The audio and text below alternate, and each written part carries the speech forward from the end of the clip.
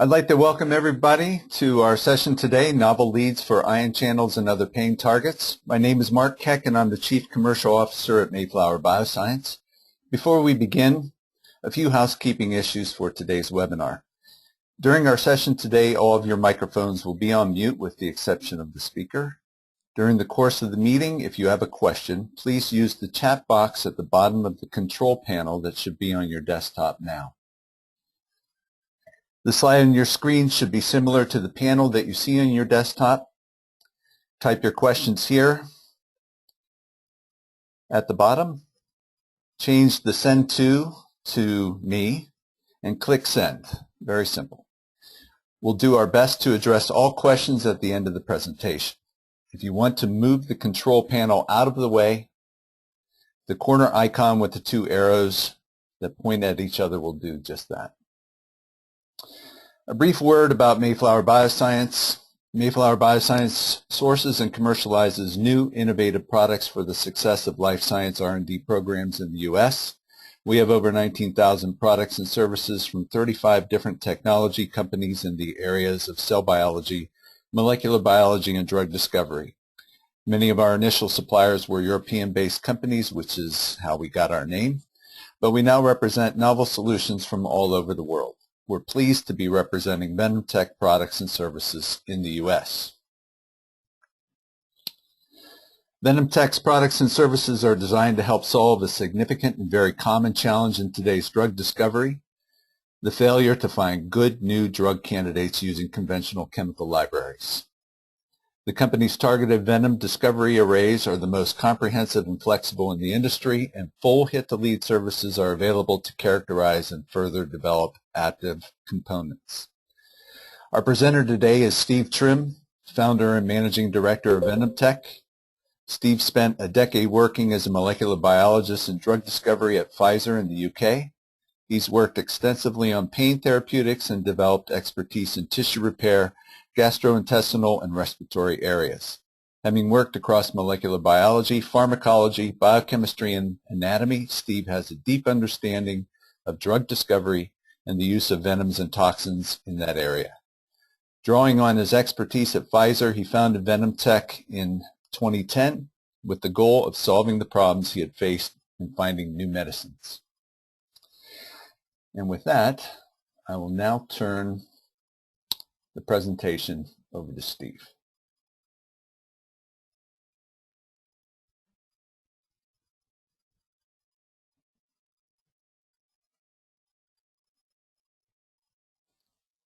Okay, thanks Mark for that great introduction. Just bear with me while I get the first slide shown. Yeah, so what we're going to focus on today is novel leads for pain targets and principally the ion channels, as they are a large group of very important targets where small molecules have traditionally failed to get good potency along with good specificity. I'll go through various classes of the channels and the new tools that we have found to be useful. I'm not going to go too much into the detail of the classes of pain targets. It's more to focus on the ligands themselves. A lot of my talk is based on a paper in the British Journal of Pain in 2013, written by myself and my wife, reviewing venoms as pain tools, and we're happy to distribute that, a preprint of that, to anybody who would like so. Okay, so I'm going to go very briefly talk about classes of pain targets, an introduction to venoms and venom chemistry, and importantly the peptides, which are the useful tools in this particular area.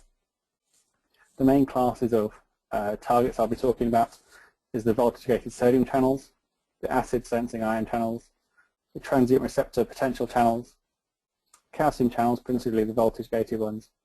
We're finishing up with further information as venom peptides as therapeutics, and obviously a conclusion to round everything up on the end. So, an overview of pain targets. So this nice schematic from Physiology Reviews, and what this is showing is various classes of important molecules in neuronal signaling. Hopefully you can all see the cursor. And things like the voltage-gated calcium channels, the tetrodotoxin sensitive and resistant sodium channels. They are a very hot topic in pain signaling, and there'll be quite a lot of detail on new ligands and modulators for those. We also have the transient receptor potential channels of different classes, TRPVs, TRPAs, and TRPMs. Other receptors like the prostaglandin receptors of GPCRs like that will be a feature of a further talk later on, as will the large group of potassium channels. And because we only have 45 minutes to go into deep biology of all these target classes, it would take a lot longer.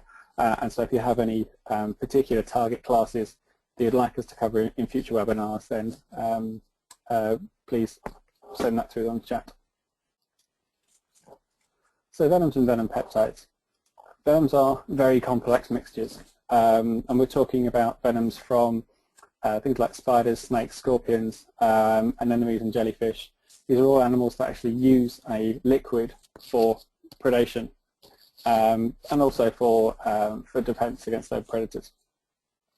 These are very complex mixtures. They are quite analogous to crude oil, with several hundred individual components in them. The key interest from the pharmaceutical industry are the proteins and peptides, but also in there the salts, amines and sugars. Mucopolysaccharides, quite prevalent in scorpion venoms, and various other organic molecules, depending on the species you're looking at, the various cyanide-containing molecules from anemones, for instance. And millipedes have a large group of benzene-derived compounds. Amines, polyamines such as and things like histamine and serotonin are very prevalent in bees, wasps and ants. But what we'll be focusing on is the peptides, principally those coming from the arachnids, spiders and scorpions, because they are the most useful bank of tools for the pain target classes. And to give you an idea of just how complex the mixture is, this is a two-dimensional gel electrophoresis of black mamba venom. So you've got a large range of molecular weights, from typically 10 to 300, and they're in several classes, which is why you can see the bands across the gel, and within the protein classes there are many different individual components. And this is because the venom has evolved with many gene duplication events, and therefore they are replication of each particular protein or peptide that have then been free to evolve random mutations until such time as other selection pressures come on them. So that's why you've got loads of compounds of a discrete group of classes. And as you'll see later on, this gives us a great potential for doing structural activity relationships, because in any particular venom library, you'll have many compounds with very small modifications, sometimes only single amino acid differences between two peptides, between two different species. And this very quickly allows you to analyze the structural activity relationship rather than doing a manual aniline scan where you would do the sequential mutations. You've actually got a mutated library to work with in the beginning. This is from our paper from the British Journal of Pain, just showing target classes of proteins that have actually been deposited in ToxProt. If you're not familiar with it, ToxProt is the UniProt NCBI database with a filtration put on it. So if you search for ToxProt, you can actually get a link to annotated venoms and toxins. And what this basically is limiting the expression of the protein to a venom gland, and then limiting to eukaryotic organisms, so you get rid of the bacterial toxins. In the snake venoms, the majority are in sort of the 10 to 20 kilodalton range, a lot of small peptides. Things like the mambas and cobras, you have these three-finger neurotoxins, most famous of which are blocking the nicotinic acetylcholine receptors. Then you've got the larger enzymes, things like phospholipases, metalloproteases, and other such enzymes in the larger range, typically involved in the hemocoagulation and anticoagulation seen with viper venoms, and then cobra venom factor comes in at 190 kilodaltons with a very complex protein that's a complement depletion agent, again, used quite heavily in research. In contrast to that, tarantula venoms are much simpler in terms of the range of sizes. Most of them are around 10 kilodaltons, and you see the 3 distinct peaks of peptides here. The majority that are of great interest to us are what we call inhibitor cysteine knot peptides. So these are the sort of 20 to 40 amino acid peptides that have the cysteine knots, which is a disulfide bridge in them, at least 3 or 4 typically. And this produces a very stable globular peptide. And their main mode of action is inhibition, as the name suggests, of ion channels principally. However, it's not the only mode of action of the inhibitor cysteine knot peptides. Several of them are actually activators and other modulators. But when the class was identified, they were labeled as inhibitor cysteine knot peptides. This slide is very busy, but it's a figure from our paper, and the original publication was taken from Trends in Ecology and Evolution in 2013, run by Nick Casewell. And what this shows is just all the target classes that venoms are acting on in the neuromuscular junction. Things like the sodium channel blockers, where you've got cone snail toxins, scorpions and spider toxins, some sodium channel activators, and actually prolongers that are locking channels into active states. The group of potassium channel blockers, a lot of the cnidarians, so these are anemone and jellyfish toxins. Apamim, which is the bee venom toxin, is also a potassium channel blocker, as are several snake venom toxins. Calcium channel blockers are mainly coming from snakes, and the most important calcium channel blockers are actually coming from these cone snails, and we'll mention them towards the end of the talk when we talk about photogeoid calcium channels. Nicotinic receptors, we won't mention the snake toxins, but also you've got cone snail venoms there as well, and muscarinic receptor antagonists coming from scorpion venoms and snake venoms.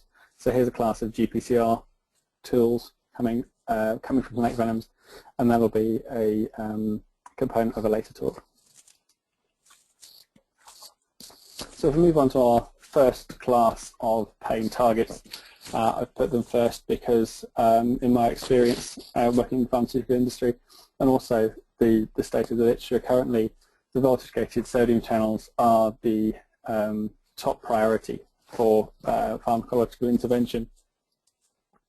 These are very complex genes comprised of 4 domains, each main domain having 6 transmembrane segments, and then various extracellular and intracellular loops.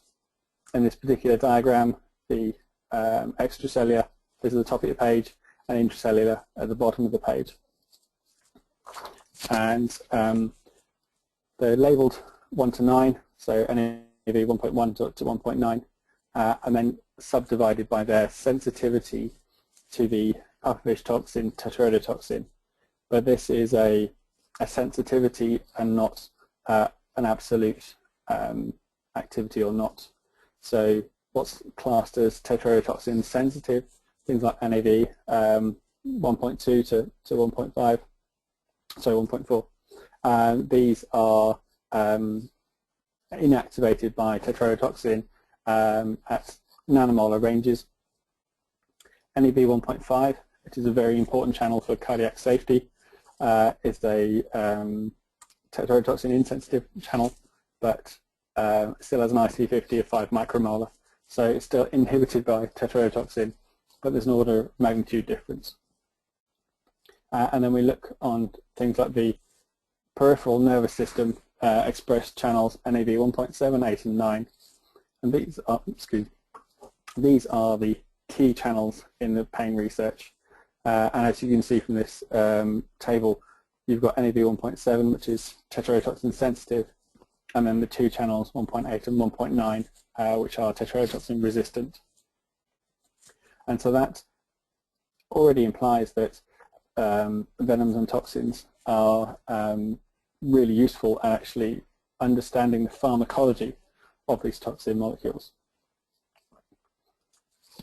If we now look at some of the toxin sites, and this is why the diagram is coloured as it is, showing that the scorpion toxins are principally binding in the extracellular activation gates and binding loops shown in orange in domain 2 here. But also we have the tarantula toxins are binding in these extracellular loops here. Other scorpion toxins are binding in another extracellular loop in domain 4, and binding here actually inhibits fast inactivation of the channels. And then you've got other channels binding to the inactivation gate on the intracellular side. And in grey you have the tetrodotoxin binding, which is a pore blocking activity. So we're looking at peptides that are useful and working at NAV 1.7.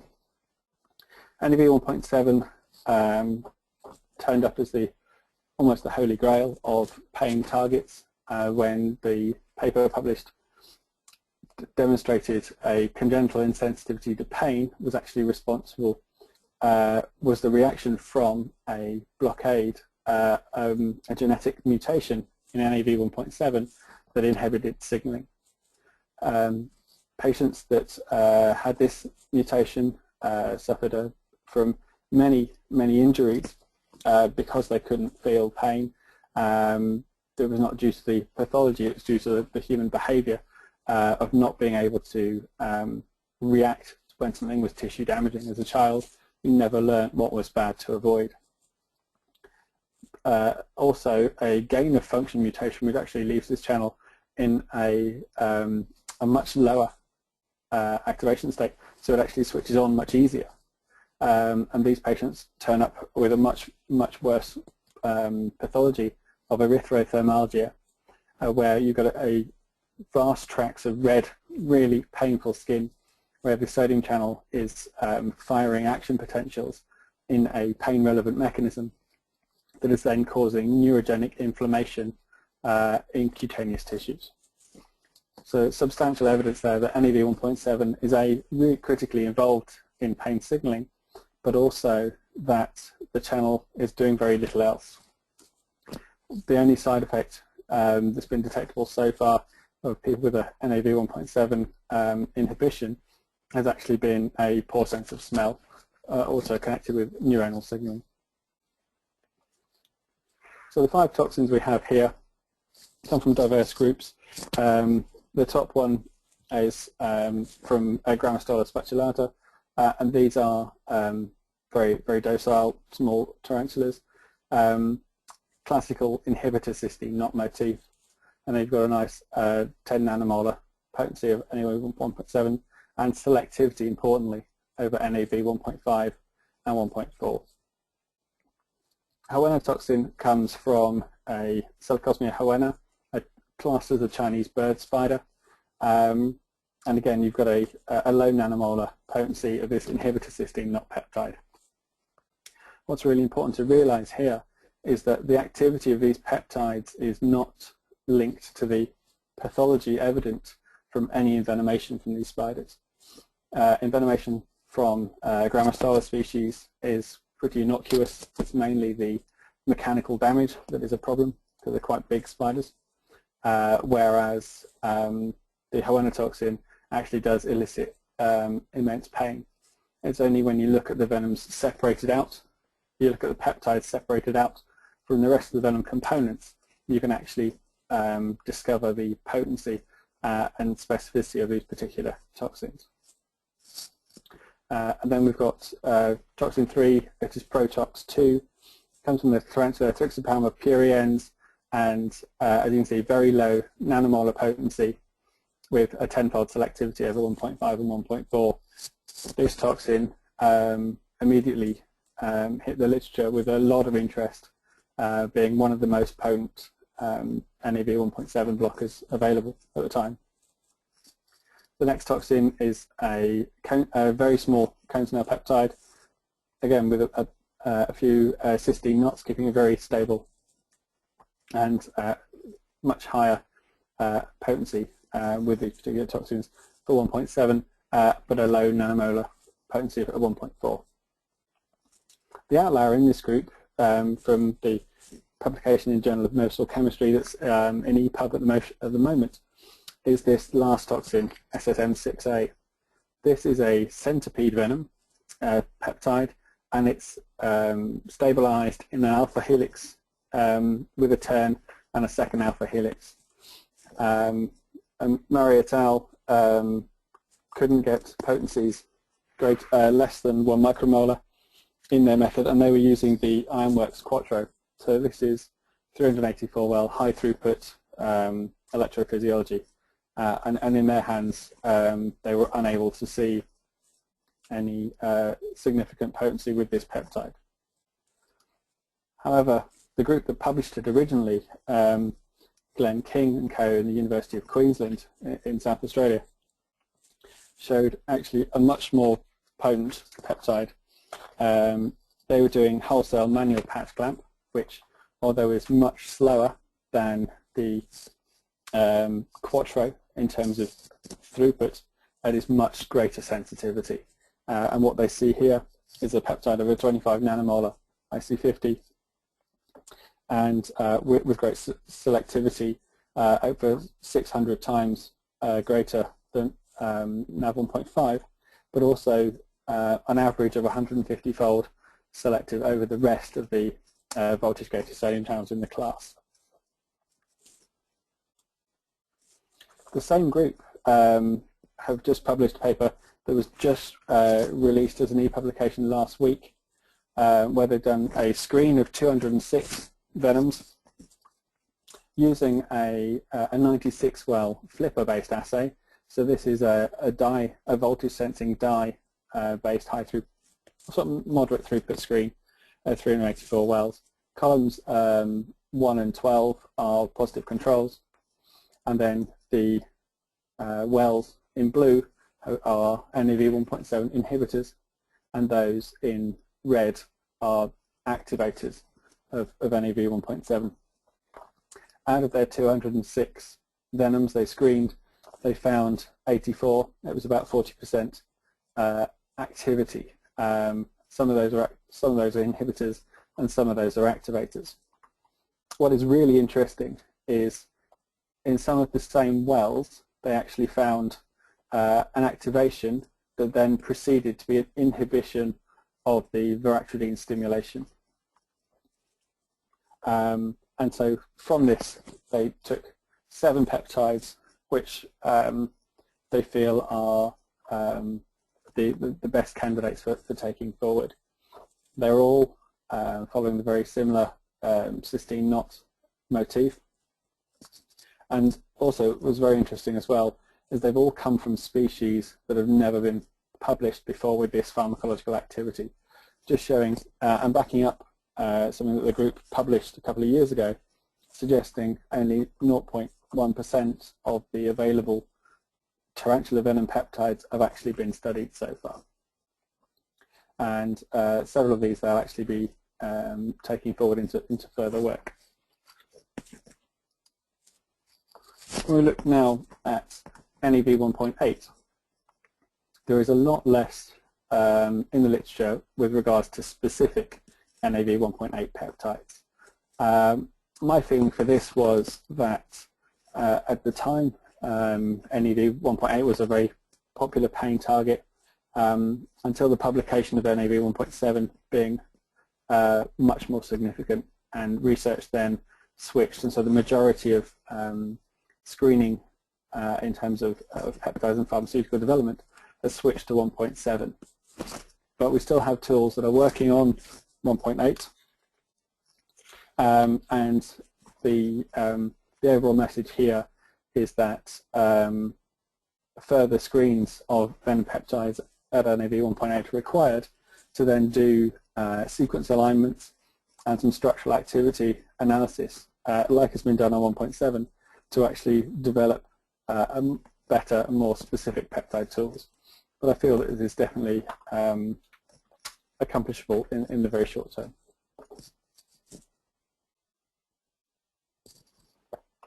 These particular peptides only have a few differences between them, and yet those differences confer whether they have activity at 1.8 or not.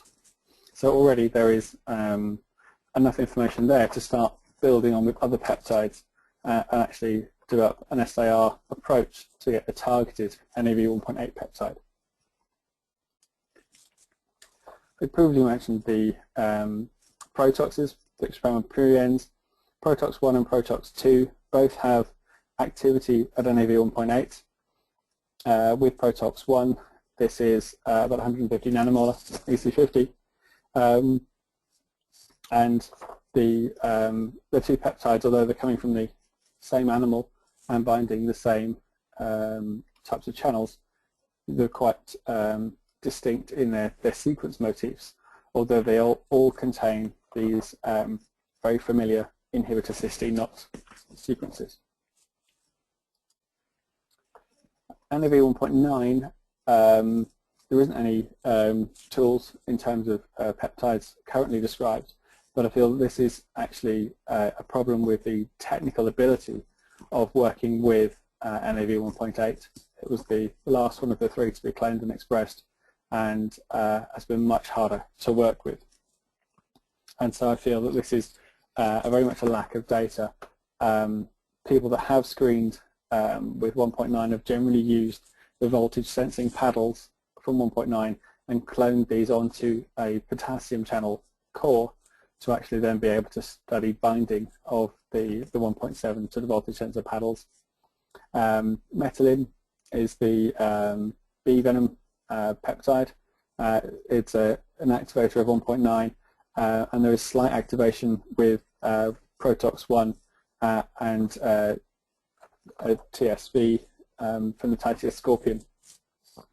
However, these were only discovered with a screen of only 18 venoms, again showing that the venom libraries out there have not really been fully interrogated to actually find out what the full pharmacophores for these targets. Okay, so we're now going to move over to the acid sensing ion channels, and venoms have made a big impact in the study and research of acid sensing ion channels, and this is because of this spider. This is the Trinidad chevron tarantula, Psalmopius cambridgei, and when this was discovered, this venom peptide was the most potent and specific blocker of ASIC1A that was known. I'd known various people in various pharmaceutical industries that have screened libraries of small molecules, and this one peptide was far superior, and therefore actually enabled for the first time study of ASIC1A. It's only a small gene family comprising of tetrameric units of 4 genes, although only 3 are actually fully expressed, named ASIC1, 2, and 3.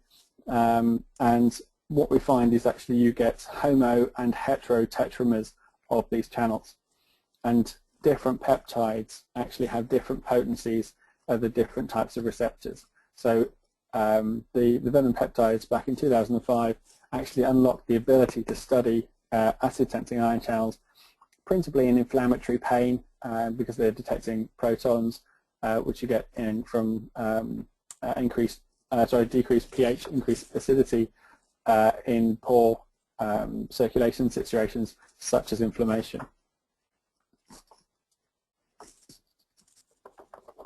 This salmotoxin actually is very selective for ASIC1A with a sub-nanomolar potency, and when studied with patch clamped oocytes, which is quite a standard method of doing quite detailed electrophysiology work, although it doesn't have the throughput of the previously described examples processes.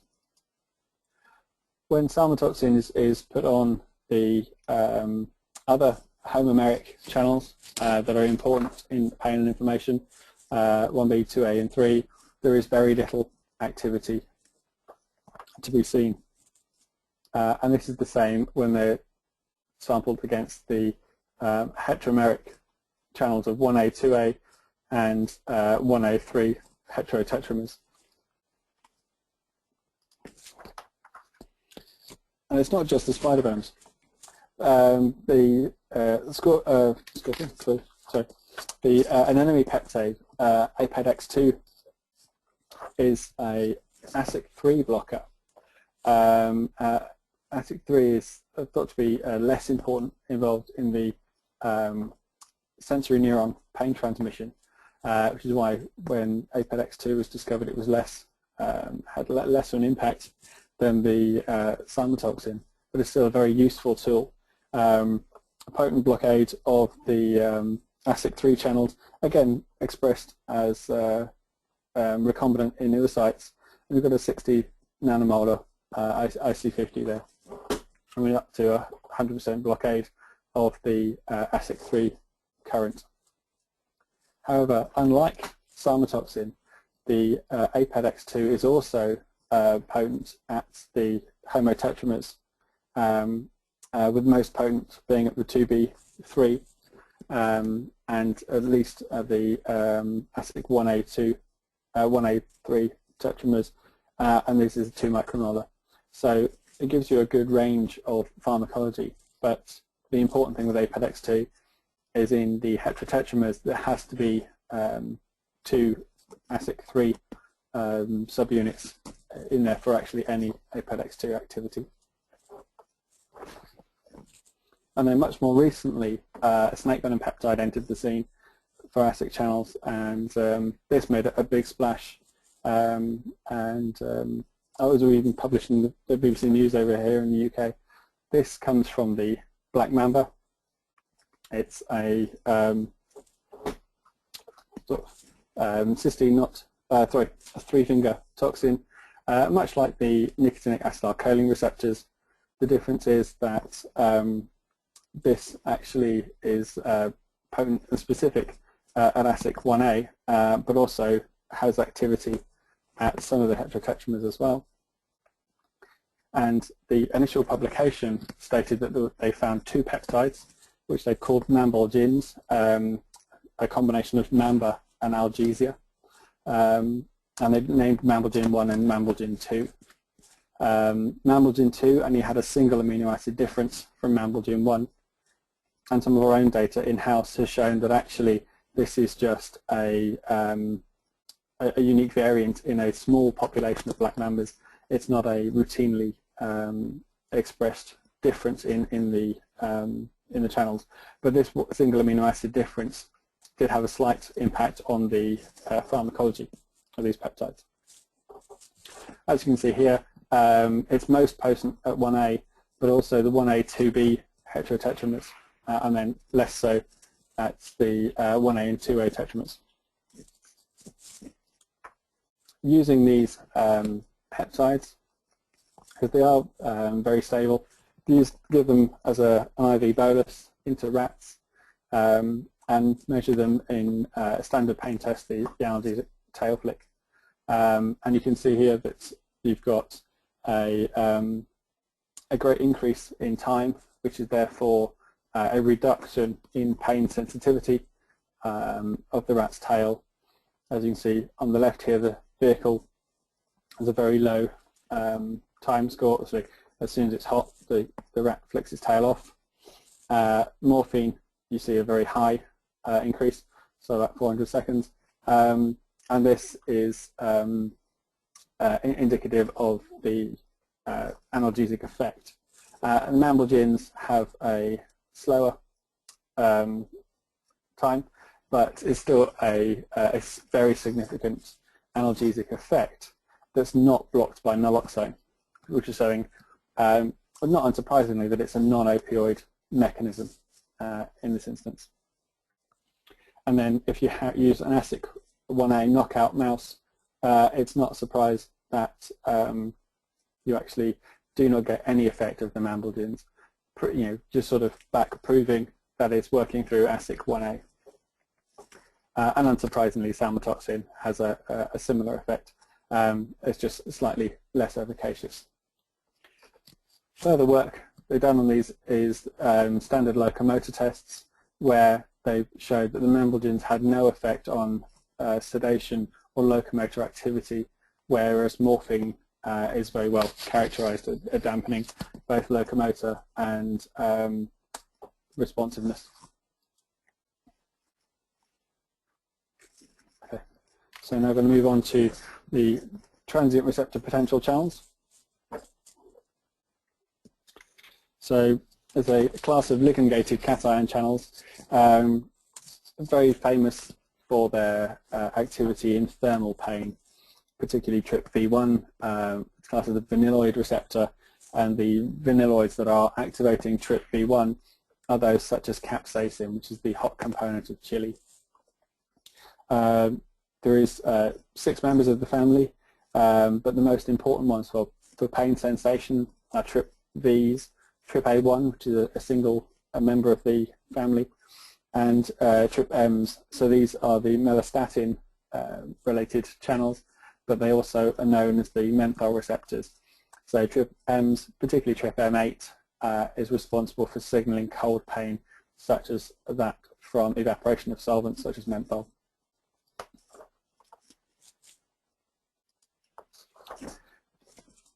TRPA1 is important in thermal pain, much like TRPV1, has an overlapping temperature threshold and is pungently activated by the pungent components in garlic and onions, the allicins and isothiocyanates.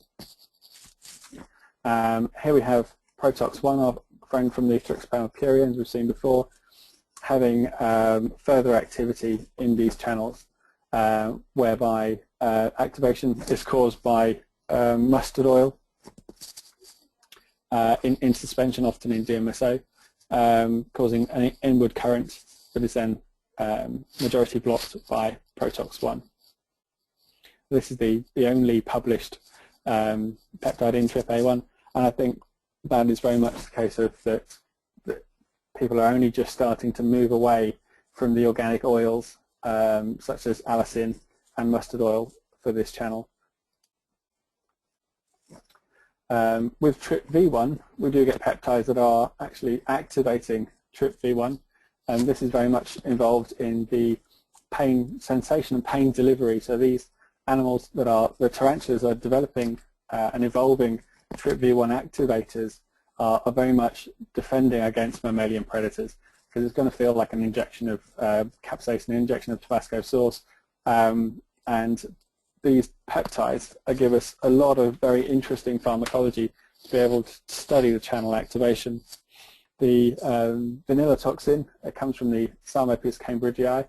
It's a separate toxin to Protox, to salmotoxin, that's actually blocking ASIC1A. This is a separate peptide in the same venom of the same species that is actually activating TRPV1.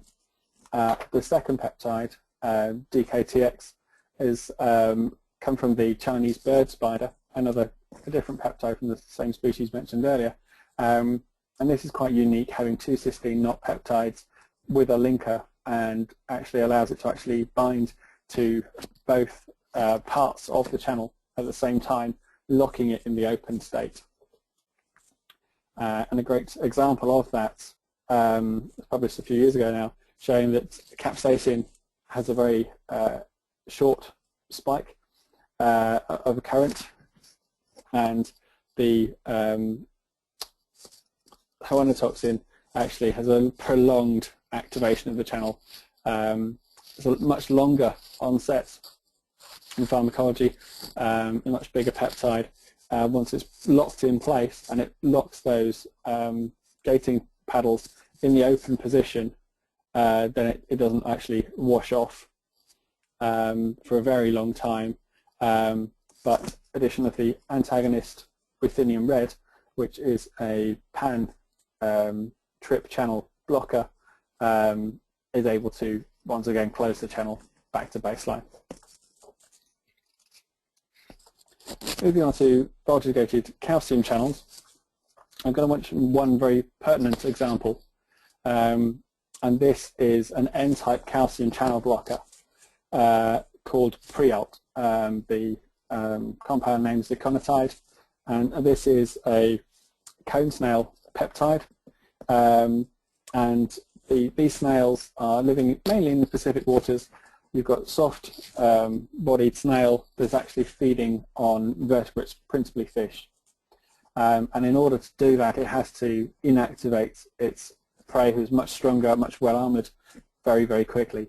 And it does that through a very potent mixture of calcium and sodium channel blocks, and purification of these peptides into their individual component parts actually elicits some that each ones have individual potencies and specificity. So by blocking these calcium channels, they're blocking neurotransmitter release across the synapse and actually then delivering it as a therapeutic.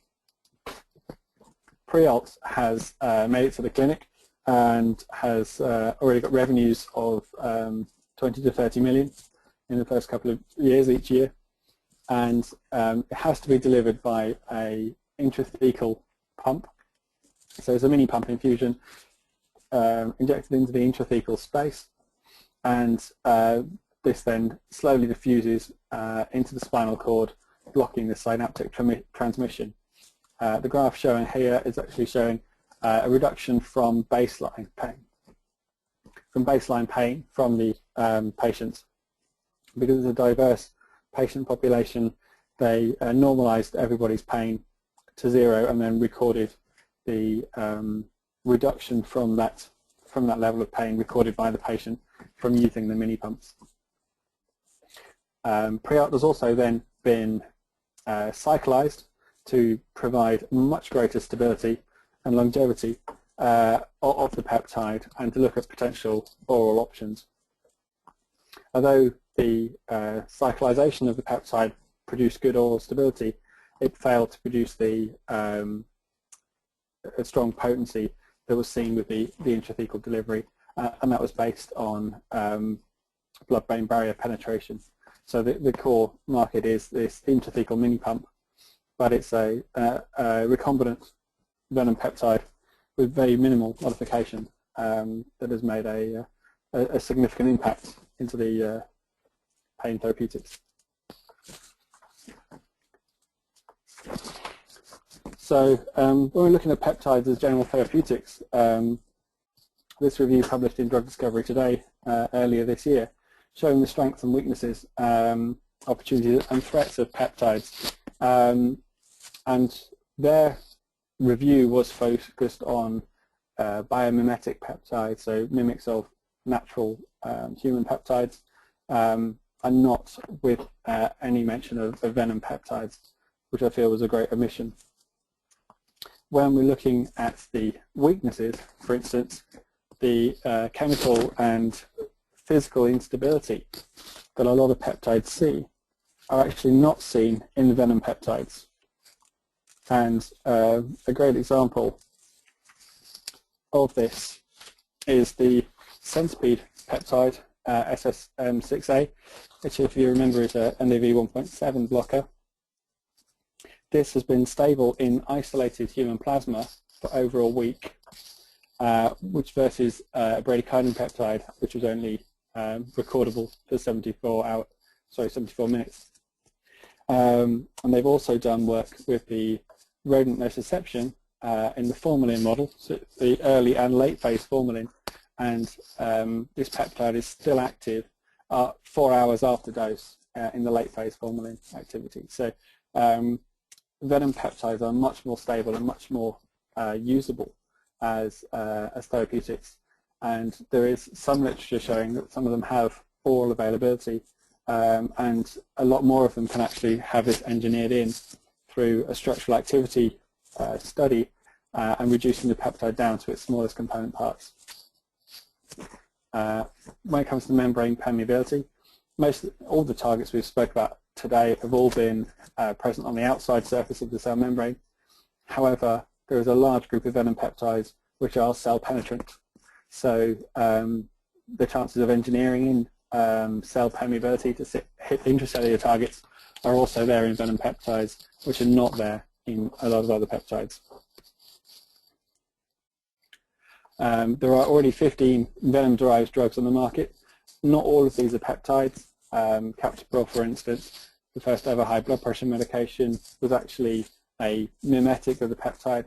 So the snake venom was shown to inhibit the angiotensin converting enzyme.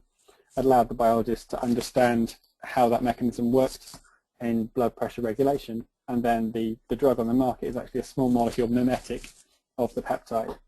But things like integralin, aggrastat, exenatide from the Gila monster, to the glucagon-like peptide with $1 billion turnover, and Prialt are both recombinant venom peptides produced synthetically. And then there's a lot more coming forward from various cone snail peptides. Chlorotoxin's had a lot of press recently as it lights up tumours, particularly gliomas, but has also been shown in other tumour types as well to allow surgeons to actually identify tumour tissue versus normal tissue and improve the collateral damage of cancer surgery. So in summary, the venom peptides can clearly hit targets quite often where small molecules fail, and you've got a great opportunity for structural and activity relationship studies, which gives them great utility in drug discovery for many target classes. This was just the first lecture in this series, focusing on pain, and others will follow in oncology, inflammation, and GPCRs.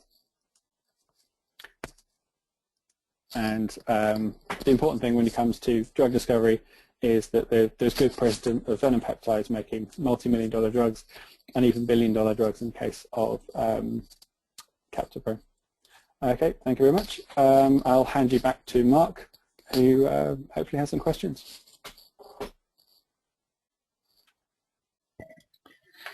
Thank you very much, Steve. As a reminder, if you do have any questions, please use the chat box at the bottom of the control panel. And Steve, there was one question. Do any of these venom peptides work in inflammatory mechanisms other than pain? Yeah, so some of the peptides we mentioned, so for the centipede venom, has been shown to work in the late stage of the formalin model, which is an inflammatory phase, although the only work done was actually investigating the pain signaling.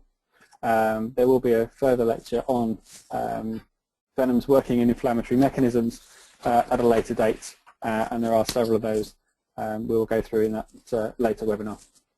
Right, okay. And a second question, I think in the presentation you had addressed this to some degree, but do you find agonists and antagonists for the same target in similar venoms? Yeah, so what they're finding is that there are venoms in similar classes. So prior to this recent study, which is in press at the moment, there were examples of agonist and antagonist activity in similar species, particularly when it comes to sodium channel blocking versus sodium channel opening. However, Glenn King's group that got a paper in press at the moment actually found activity in the same wells. Now, it's unclear from the paper whether this is a genuine pharmacology because they didn't investigate it further. It could be that the early activation actually exhausted the dye reserves in the cell, such they were unable to see the true effect later on, which appeared to be an inhibition of the stimulation. But yes, in very similar venoms, there are both agonists and antagonists of the same target. Great. Which gives you great opportunity for structural activity relationships, because you can see which amino acids are important for switching the channel on versus switching it off. Right. Okay. Third question, do you know why venom peptides are so stable, even in serum? You had talked about one in particular that, lasted for a week. Your thoughts? Yeah, so the main reason these peptides are stable from a biochemical point of view is often their cysteine knots, where the peptide is linked together, hiding the N and C termini from any proteolytic enzymes, because they're tucked inside in the molecule.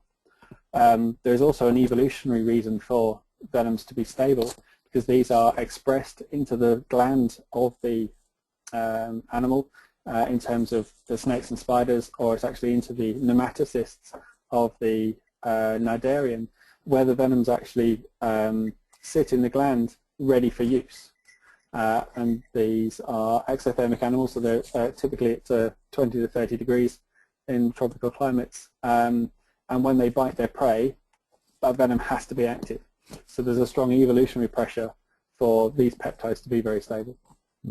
Okay. Well, thank you very much, Steve. That's all the questions that we have.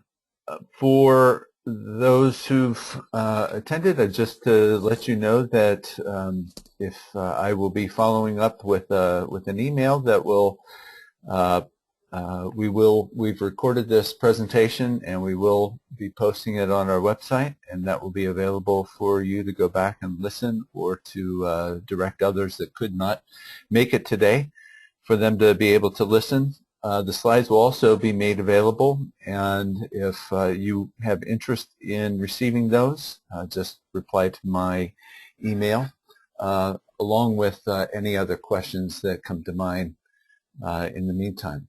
And with that, thank you very much to Steve for his time today in the presentation, and I will now close this session. Thank you very much, everybody. Thank you.